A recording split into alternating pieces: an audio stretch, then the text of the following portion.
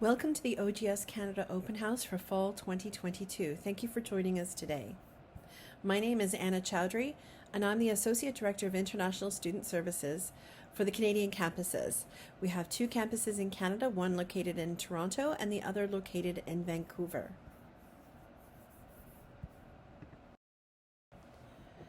International students are welcome to Canada, and Canada is a top 3 destination for international students. Canada is known as a diverse, safe, progressive, and welcoming nation for international students. Close to 50% of Vancouver and Toronto population are born outside of Canada, so you can see that immigration is very important to Canada. International students studying in Canada have a direct pathway to permanent residence and eventually citizenship in Canada.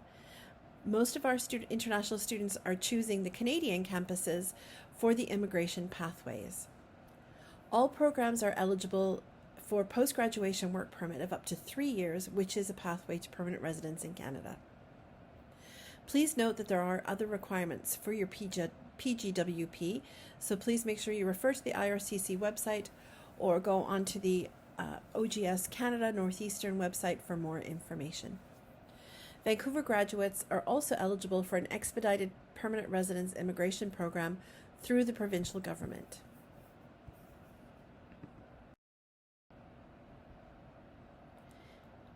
International students studying at one of the 2 Canadian campuses are provided with expert immigration advising services by a team of 4 OGS Canada staff who are all certified immigration consultants.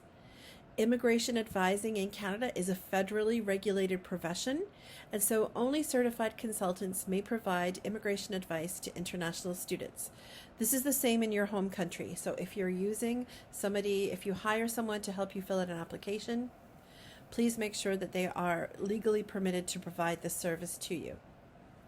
OGS Canada also provides pre-departure and post-arrival orientation programming, guidance to ensure that students are on track to meet their longer-term immigration goals, and we also provide a lot of support to other areas of Northeastern University, such as the academic advising team, student affairs, and co-op, to make sure that everyone is understanding the unique situation of international students studying in Canada.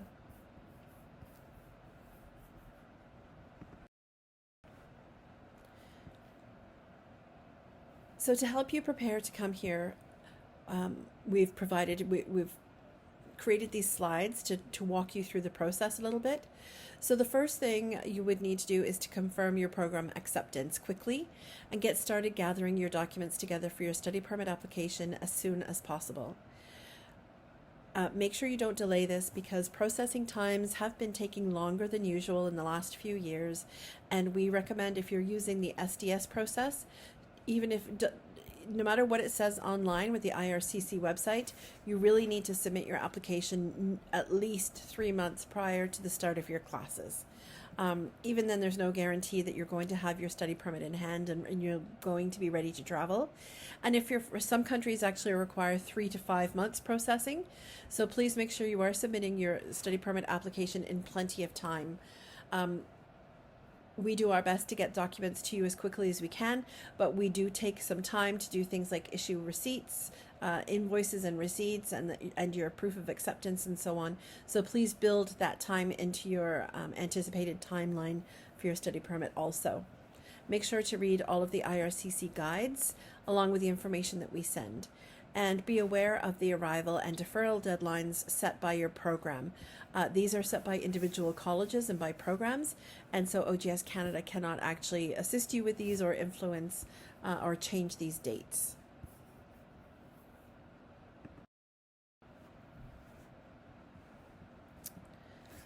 So as mentioned, the first step in applying for your study permit to come to Canada is to actually confirm your acceptance to the program. You'll receive a decision letter from your program. Make sure you're following the information in there to confirm your offer and set up your student account. Until you do that, you will not be able to pay a deposit or get your proof of acceptance, which is what you need to apply for your study permit. So the next step is to pay your deposit. If you're from an SDS eligible country and you're using the SDS process, you'll be asked to indicate that when you confirm your admission offer. and you will be receiving an invoice for the entire estimated first year fees. And for everybody else who's not SDS, it will be just a deposit of $500. You cannot prepay any tuition fees unless you are using the SDS process. Unfortunately, we cannot accept prepayment of tuition fees except from SDS eligible students. All other students will be billed for their tuition at the beginning of their first term based on how many courses they're enrolled in. Once you have your documents gathered and your proof of acceptance and your receipt for your deposit, then you submit your study permit application according to the IRCC instructions and guides. Make sure you update Northeastern University on the progress of your study permit application using the student portal. Make sure also that you're attending the pre-arrival orientation workshops hosted by OGS Canada. And make sure you complete the online orientation course on Canvas. You'll be automatically enrolled in Canvas into the orientation courses. There is a different one for Vancouver than from Toronto. Make sure you complete them, because the students who complete those courses online before they arrive are the students that arrive most prepared to be successful in Canada. And then make sure you register your travel with Northeastern University and send your flight information to Arrive Canada and follow the arrival instructions that are posted on our website, which is, you can just Google it, it's OGS Northeastern Canada. It will bring you to the OGS Northeastern webpage and click on the Canada Campus tab. When you're applying for your study permit, make sure that you apply for your co-op work permit at the same time as your study permit, because all of our programs are co-op programs or have a co-op component. You can upload your POA a second time for your proof of co-op. We don't issue a separate co-op letter. The wording that is required to apply for your co-op work permit is on your POA, your proof of acceptance. And please don't confuse your decision letter with your POA. The decision letter is issued from your school indicating that you have been accepted to the program. Only after you confirm do you get the proof of acceptance, which contains the information that's required by Immigration Canada.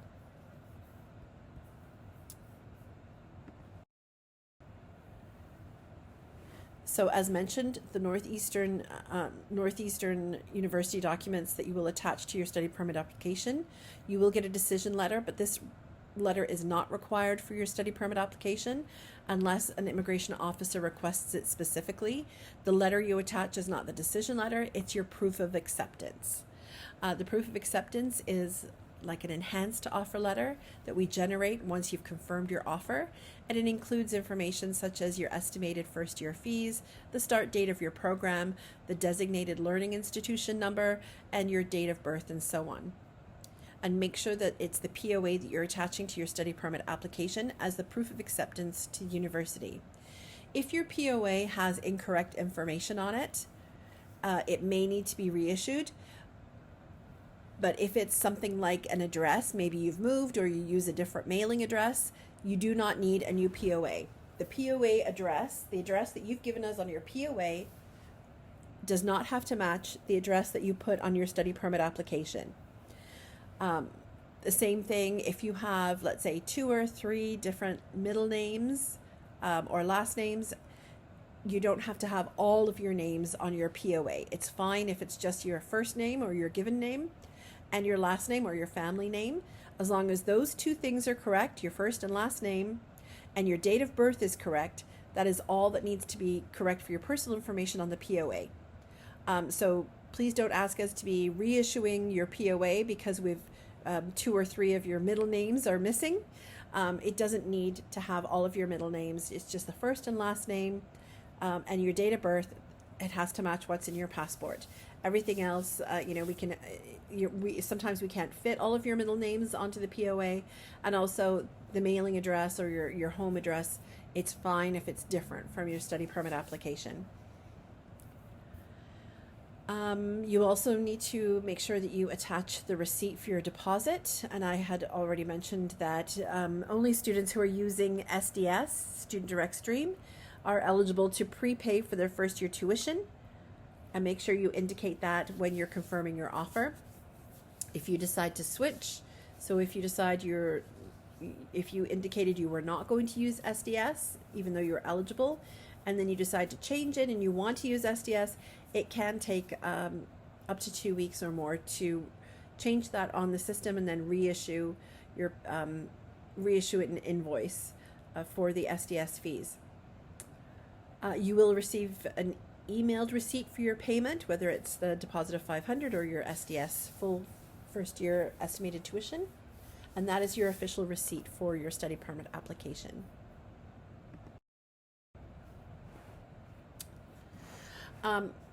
This is a little bit of information on preparing your study permit. I had mentioned earlier that immigration advising in Canada is a federally regulated profession, and that applies to people who are outside of Canada also. So if you are hiring someone or paying someone to complete your application for you, please make sure that they are legally entitled to accept fees for a fee. Please do not be tempted to put on there that it's a family friend who's completing it for free if in fact it's a paid service and you're using someone who is actually charging you for this or is not a family friend or doing this for free. Using an unauthorized representative can have a very negative impact on your study permit application. And please take a picture, a screenshot there of that link to Citizenship and Immigration Canada. And there's information there about using a representative and how to find a certified representative or a consultant or lawyer who is legally allowed to represent you to Canada Immigration. We recommend that students all attach a letter of explanation or a study plan to their study permit application. Remember that the immigration officer only has a few minutes to adjudicate or to make a decision on your entire application. So please make sure to keep the letter to 1 page. If you require 8, 10, 12 pages to explain your situation, the immigration officer will more than likely decide that your situation is too complex and actually will refuse your study permit application. Make sure you explain how your new program of study fits into your longer-term career plans and how it makes sense logically to the work experience and the education you've already received so far. Please provide a short explanation for any gaps in your study or work history since finishing high school. And make sure you list any awards or achievements, that only those that are relevant to your current situation. The officer doesn't need to know that you won a swimming award when you were 12 years old, although that's very nice. I'm sure your parents were very proud. Make sure to keep the entire letter very focused on your current situation and your future goals and recent academic and career accomplishments. Make sure you focus on facts and dates and concrete plans. You could put one sentence about an aspirational goal, but please do not include appealing to emotions or bargaining or saying things like my entire family is there or everyone in my family has studied there and I need to do this too. Those kind of emotional appeals have no impact on the officer. And they'll be more impressed by a short, to-the-point letter than a long, rambling history of your life and all of your goals and dreams. I know this sounds a little bit harsh, but as I mentioned, the immigration officer literally has 3 to 5 minutes to adjudicate or make a decision on your entire application. We have created a document to assist you in writing your letter of explanation, but we will not review or check this for you. And you can take a picture. I think there's an X there at the beginning of HTTPS that shouldn't be there. You can also just Google it and put letter of explanation OGS Canada Northeastern, and it will take you to that link.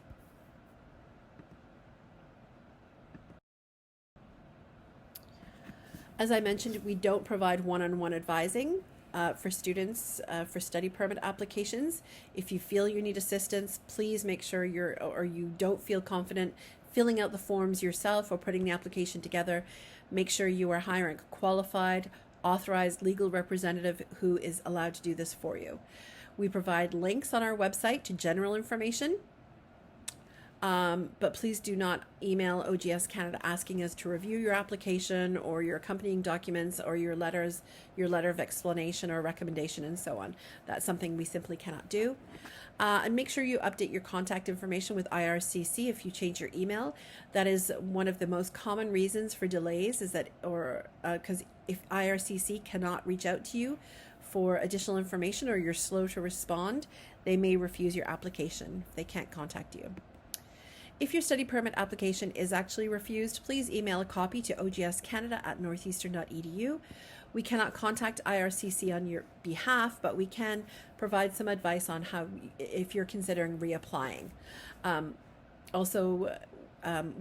We're not able to write letters of recommendation for you or write letters on behalf of the school. Please don't ask us to do this. Don't ask your professors or the admissions team to do this.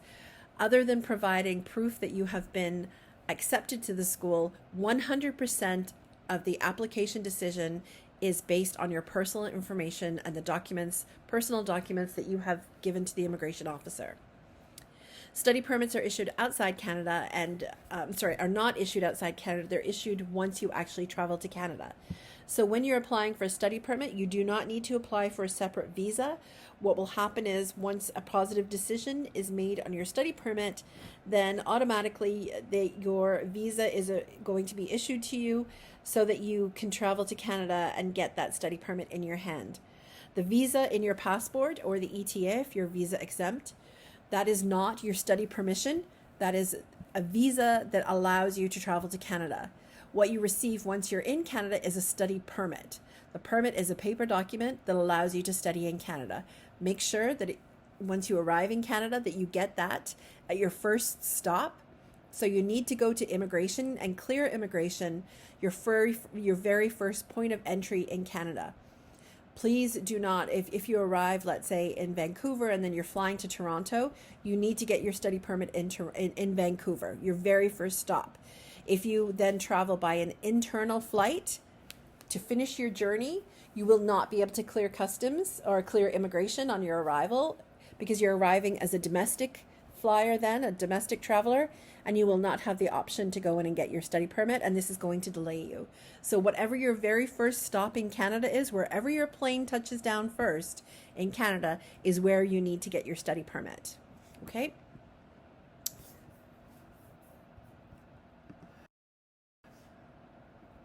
So students in Canada, international students in Canada are able to work under certain conditions. You're only allowed to work while you're a full-time student. If you drop down to a part-time status, even if it's just temporarily during one term, you lose your ability to work. So working in Canada is only for full-time students. You can work up to 20 hours a week off campus while you're engaged in your studies full-time studies. You cannot average this out. You can't work 15 hours one week and 25 the next. It's not permitted. You need to keep it to 20 hours a week or else you're putting your PGWP at risk. You have to have the work permission printed on your study permit, and if you do not, please speak to your advisor once you arrive. And you must have a valid study permit at all times. Don't be tempted to work more hours than 20 because Immigration Canada can request your tax records or your payment slips or information from your employer showing exactly how many hours a week you worked. And if you work more than 20 hours, you disqualify yourself from your PGWP. The kind of part-time work that you will be able to get as a student is usually lower-end jobs because of the flexibility you need for your study schedule. And it will more than likely be close to minimum wage. So please do not rely on your off-campus work to cover your school and living costs. It is not possible to cover your tuition and living expenses with part-time work. Students who try to do this will put their academic success at risk. And for both domestic and international students in Canada, one of the number one reasons that programs are not completed is due to financial issues. So please make sure you plan ahead and that you have saved your money. It's better to even take an extra year or two to work full-time before you come here and save that extra money, put it aside, and make sure that those resources are available for your studies. If you try to work too many hours, this is a master's level program. It's very demanding, and you may end up putting your studies at risk, and then you lose the opportunity for your PGWP, and your longer term goals are put in jeopardy also. Your priority must be your studies. You are required to attend classes in person and be present in the classroom. You cannot use a work schedule as an excuse not to attend classes. This will not be tolerated by your academic program. And also you can be asked for attendance proof when you're applying for your study permit extension or for your PGWP or visa or permit for your accompanying family members if you're applying for them. So it's very important that you make your studies a priority and you are attending classes in person if you're here on ground in Canada. You may work full-time during scheduled breaks such as reading weeks or breaks between terms. That's the only time that you're allowed to work full-time other than your co-op. If you opt to take a break, even if you get academic permission, so if you take an unscheduled break, you cannot work during that break. And also you cannot work before your classes start. So if you arrive a month before classes start, please do not start work. That's unauthorized work.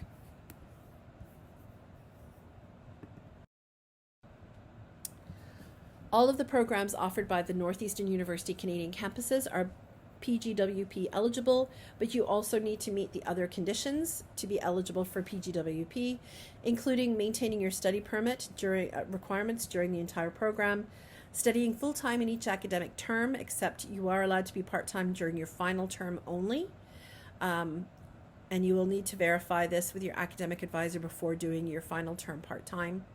Do not exceed 20 hours a week with your off-campus work because this will also make you ineligible for PGWP, as I've mentioned. Do not take any unscheduled breaks in your program, and do not let your study permit expire before you've applied for your PGWP. During your program application process, please only contact the recruitment team or the admissions team for your program. OGS cannot answer immigration or study permit related questions from students who do not have an active confirmed offer of acceptance to a program at NU.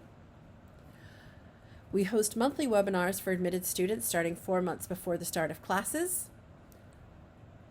And please use our website. We do update that information as quickly as possible. And if you're not sure where it is, you can just Google in OGS Canada Northeastern or OGS Northeastern Canada. You'll come to the OGS Northeastern webpage and then click on the Canada tab. It's just some tips to help communicate with us. For communication, use the contact information we provide on your documents and in emails. So if you get on your decision letter, there will be information on how to contact your admissions team. You will receive emails from recruitment with their information on it. So use the information, the contact information on the correspondence that you get from us. Always include your NU student number in your messages, and please use your NU student email to contact us. Otherwise, we cannot discuss any personal information because we're not able to verify that it's actually you. So thank you very much for listening, and I hope this information was helpful to you. And we look forward to seeing you when you arrive to start your studies at Northeastern University at one of the Canadian campuses.